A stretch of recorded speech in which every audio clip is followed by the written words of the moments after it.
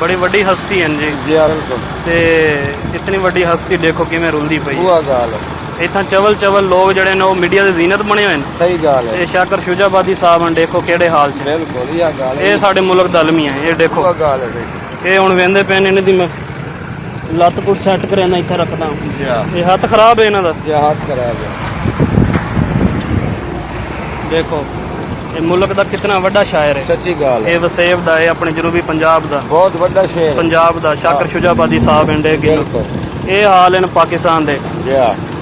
ये कितना वड्डा शायर जेदे गाने गा गा के लोग मशहूर थी गए। बिल्कुल। शेर शेर पढ़ पढ़ के रोजा खांदे पिन लोग। ते ओ इत्थां रुल गया मोटरसाइकिल ते वेंदा पिया दवाई घिनण कहण दे पिछे।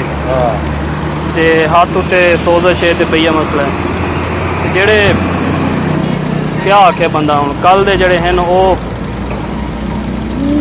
सेलेब्रिटी बने वदे ते बे कुछ बने।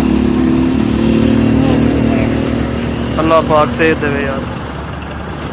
इन्हां को तुस रेस्ट करावना ही थोड़ी देर। मैं करवे ना रेस्ट 4 पहिया से ये पुल क्रॉस करे सो ना जनाब। अगे मच्छी वाले बैठे ने उथां वालो 4 पहिया हैं, उथां इन्हां को रेस्ट करवाओ, थोड़ा पानी शानी पिलाओ, थोड़ा ओके थीने।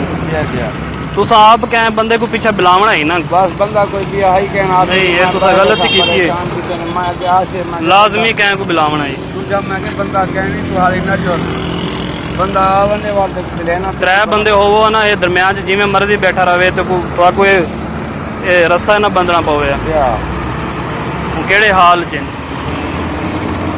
ये साडे बस मुल्क दा बंदा क्या आखे। इतना बड़ा नामवर शायर है इस इलाके दा, पूरे पाकिस्तान दा। बिल्कुल।